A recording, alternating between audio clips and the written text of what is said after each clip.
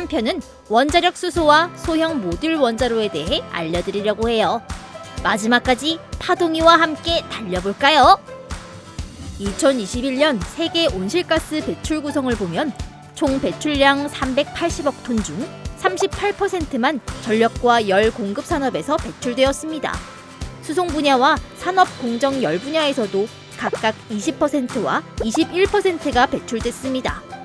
우리나라도 2022년 전체 온실가스 배출량 6억 5,400만 톤 중 33%만 발전 부문에서 배출됐고 수송 분야에서 15%, 철강과 화학 산업을 포함한 산업 분야에서 38%가 배출됐습니다. 이 사실은 탄소 중립을 달성하기 위해서는 전력 분야뿐만 아니라 수송과 산업 분야에서도 무탄소화가 되어야 함을 의미합니다. 수소는 수송 분야와 철강, 화학 산업 분야에서 무탄소 전환을 달성하기에 효과적인 자원입니다. 고중량 배터리를 사용하기 어려운 대형 트럭이나 선박에는 수소 연료 전지를 사용하여 무탄소 전환을 할 수 있기 때문입니다.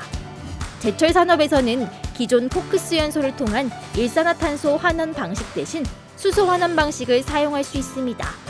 이산화탄소 대신 수증기만 발생하죠. 수소 생산에는 전기가 꼭 필요한데요. 재생에너지로 전기를 싸게 만들어 물을 전기 분해하면 싼 가격에 수소를 공급할 수 있다는 주장도 있습니다. 앞서 알려드린 대로 우리나라 재생에너지, 특히 태양광 설비 이용률은 15%에 불과합니다. 비싼 전기 분해 설비를 설치해놓고 이용률이 15%에 불과하면 수소 생산 단가는 비싸질 수밖에 없습니다. 전기 분해 장치도 전기가 일정하게 공급되는 게 효율과 안전성 측면에서 유리합니다. 이렇게 변동이 적은 전력 공급을 위해서는 재생에너지 전력을 일단 ESS에 저장 후 공급해야 합니다. 전기 분해 장치 앞에 ESS를 달면 전기 분해 장치 이용률은 높아지지만 1편에서 말씀드린 대로 ESS 사용에 따른 전력 비용 때문에 수소 생산 단가는 더 비싸지게 됩니다. 반면 원자력은 상시 전력 공급이 가능한 데다 전력 단가도 싸 재생에너지 수소 생산 단가 절반 이하로 수소를 생산할 수 있습니다. 수소는 물 분자를 쪼개는 전기분해 방식으로 생산해야 합니다. 물 전기분해 방식에는 세 가지가 있습니다. 먼저 약 70에서 80도의 물을 사용해 저온 수전의 방식이라 불리는 알칼리 수용액 전기분해 방식과 PEM 전기분해 방식이 있습니다. 두 방식은 이미 상용화되어 있습니다.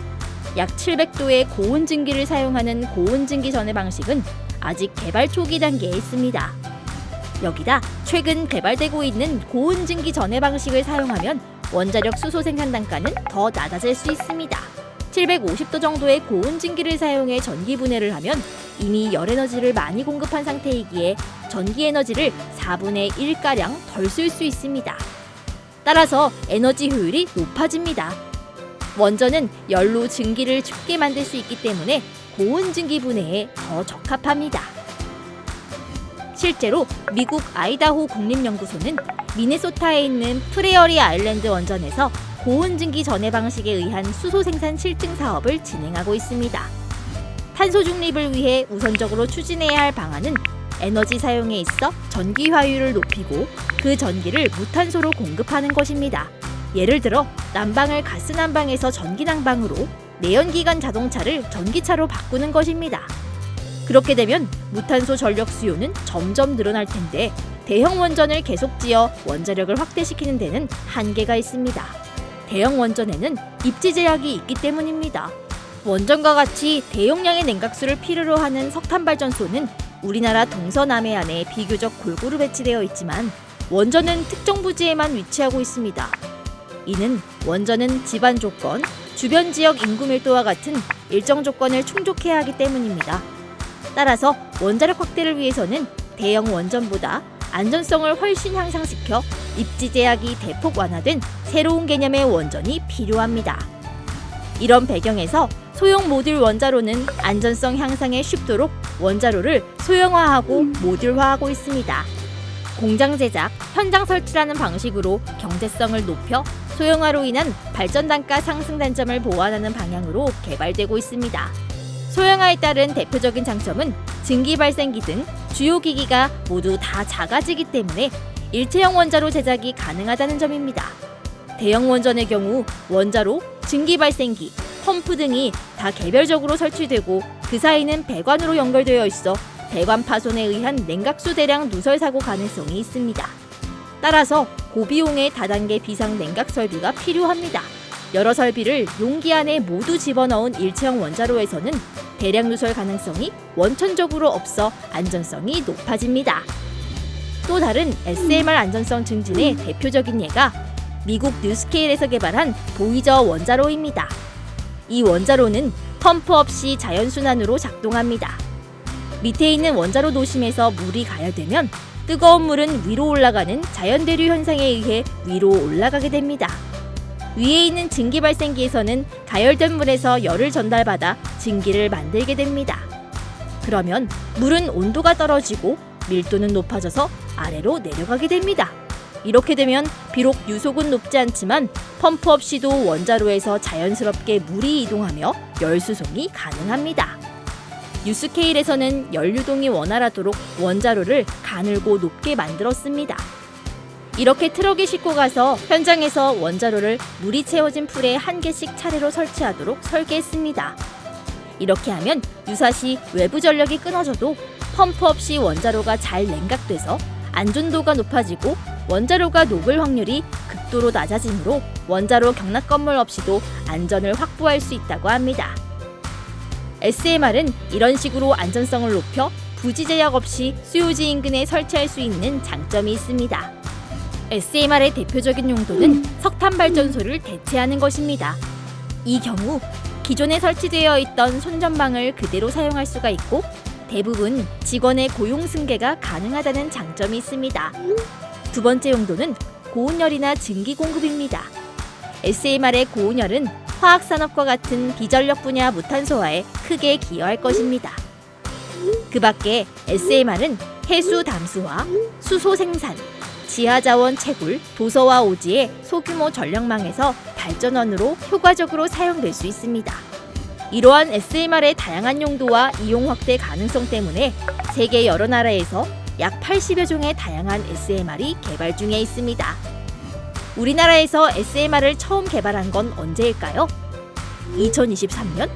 2022년? 바로 1997년입니다. 1997년 개발이 시작된 스마트 SMR은 전기 용량이 110MW인 일체형 원자로로서 2012년에 세계 최초로 표준 설계인가를 획득했습니다. 사우디아라비아에서 담수화 전력 생산용으로 스마트 건설을 추진했고 당초 설계보다 안전성이 향상된 개선 모델 스마트 100의 건설 전 설계가 2018년에 완료되었습니다. 이에 대해 표준 설계 심사가 지난 몇 년간 진행되어 신규 인가가 곧 나올 예정입니다. 그러나 사우디의 정치, 경제적 여건 변화 등으로 건설 실증 사업은 중단된 상태에 있습니다. 그 대체 사업으로 저희 원자력연구원에서는 캐나다 엘버타주에서 지하 오일 샌드 지층에 존재하는 역청을 고온고압 증기로 액화시켜 채굴해내는 데 필요한 열 공급에 스마트를 활용하는 사업을 추진하고 있습니다. 스마트 외에 최신 해외 SMR 개발 동향에 맞춘 혁신형 SMR, 즉 ISMR 개발이 진행되고 있습니다. ISMR은 전기 출력 170MW짜리 모듈 4개를 기본 형식으로 하여 출력을 석탄 발전소급인 680MW로 높여 경제성을 개선하였습니다. 원자로 견납 건물 대신 대형 철제 경납 용기 방식을 도입해 비상시 냉각제 유실을 방지해 안전성을 높이도록 설계되어 있습니다. ISMR은 용량 관점에서 석탄 발전소 대체에 적합합니다. 여기에 부하 추종 운전, 수소 병행 생산 등 유연하게 운전할 수 있는 기능을 추가함으로써 재생에너지와 연계 가동이 가능하도록 설계하고 있습니다. ISMR은 2028년 말까지 표준 설계인가 획득을 목표로 하고 있습니다.